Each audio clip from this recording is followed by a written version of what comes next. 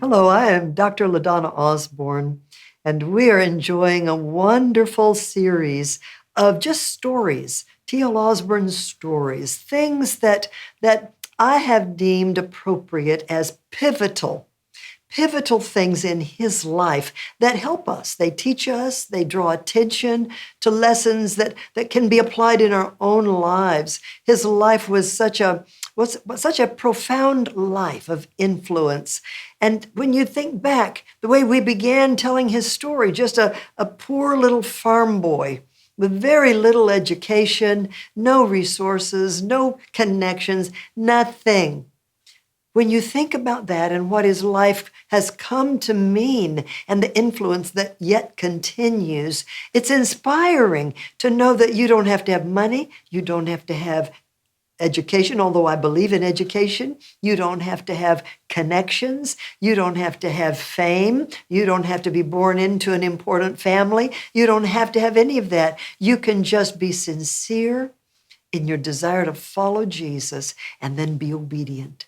Remain teachable, and be willing to be daring, go into practice, to do the things that God tells you to do. That probably is the most bold model example that we learned from my father and mother.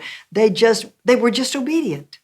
They never were afraid. Now, today we talk about taking risk. That wasn't in their mind. They never thought it was a risk to do what God said to do.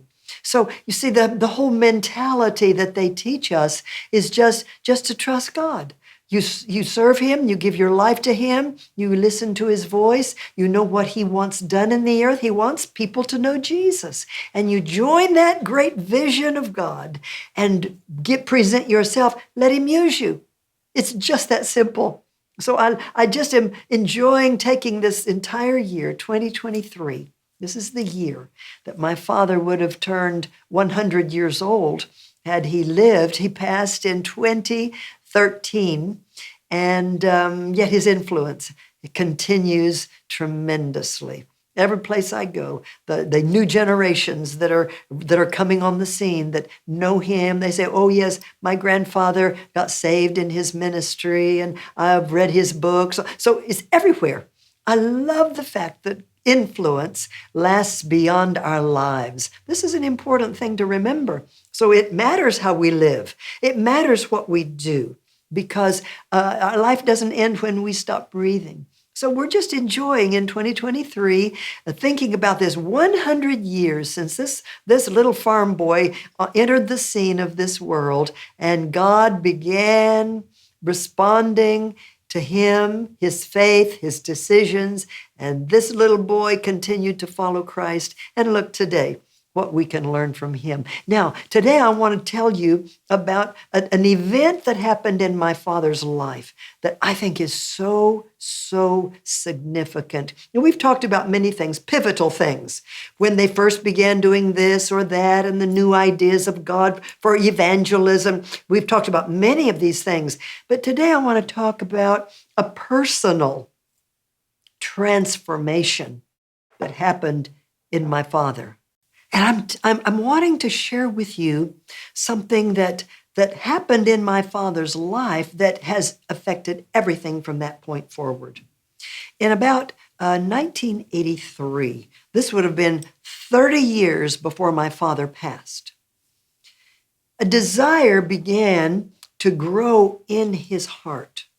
And he would talk to me and he would say, I want a revelation of love. Now, I don't know where this idea came from. Because he was always a good man. He was a kind man. I don't know what he was feeling within himself that precipitated this desire, but he had a strong desire. And he told me that for 1 year, we would talk about this. And he would say, I keep asking the Lord for a revelation of love. I need a revelation of love. After 1 year, we were talking, and he began sharing with me how the Lord had begun to fill him with a new perspective of love.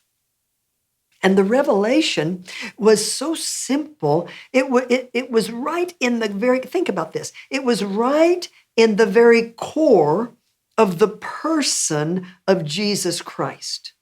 My father was always a Jesus man. He served Jesus. He focused on Jesus. He honored Jesus. But there was something in this revelation of love that when he saw love, really received the revelation of love, it became Jesus. Isn't that interesting? That's the only words I have to relate, to convey that the very love word is Jesus. That love, that gift, that one, that reality that never ends. That faith, hope, and love, but the greatest is this. He began to be overwhelmed with this concept of love. Now, you and I both know, if we've walked with the Lord any time at all, you know how when you have a revelation, all of a sudden you talk using the same words that you did before, but they mean so much more to you than they did. And that's what makes revelation so hard to convey, because we only have so many words. And so that's the way it was with my father. And we would listen to him, recognizing he had had a revelation, but he was still using the same words. But this is what happened. At that point, he began going back over all of his books. Now, I've told you he was a prolific writer, and he wrote a lot about evangelism and about healing and miracles. He was just a prolific writer. But he began going back through all of his books and editing them. And the way he would describe it, he says, I had to go back and take the bite out of my books. Isn't that interesting? That he was recognizing that there was just something in his writings that wasn't reflecting the love of Christ. The love of Christ is what compels people to follow him. It's the love of Christ that heals the wounds of people. It's the love of Christ that restores dignity and hope. It's the love of Christ that transforms a person's self-image or self-awareness. So love is such an important thing that it's not just a sentence you say, God loves you. It's more than that. So I want to show you the first book that my father wrote after this revelation was this one. And the subtitle is The Awesome Discovery. And the title is simply God's Love Plan. So he began to not only edit his books, but write new books with a complete new feel. God's Love Plan. This is one of the, listen to this, the healing power of love, the price of depression, the way out of poverty, sickness, problems. God's big, loving, powerful. Sit down and let's talk. Peace for the war inside. Tough questions for a tough decision. Trust the plan that works. And there's that many more yet again. This is the book that has now been translated in Arabic and Persian. It has been translated in languages that are primarily in the Muslim nations, among the Muslim people. And the thing that we've been told is this is a message that the Muslims have never heard. They've never known about a God of love. And so this book is being given away, even the refugees that are going into Germany, this book in Arabic is being given free on the trains. Think about this. The power of God's love transforms. So that came out of the revelation I'm talking about. This is one, You Are God's Best. This is a book that we went through with our headquarters church. Pastor Cheyenne took us through this with all of our people. And I'm telling you, it's a profound book. It's a classic on human value. Until you have a revelation of love, you cannot truly love people the way Christ loves them and the way we are called to love one another. This is so, so important. Look at this book. I love this because we're known for a ministry that believes in miracles. We have so much testimony, the healing power of God. So my father wrote this book, Miracles, Proof of God's Love. Isn't that fresh? Normally you would think miracles, proof of God's power. Miracles, proof of God's something. But love?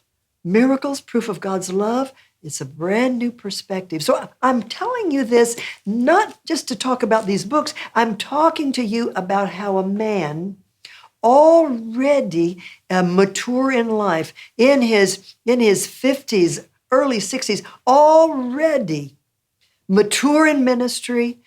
No one would think he needed to learn a thing, a successful ministry, profound influence, and yet he's simple enough to come back to the drawing board and say, Lord, give me the revelation of your love. So I think this is a great example for us. What do we hunger for?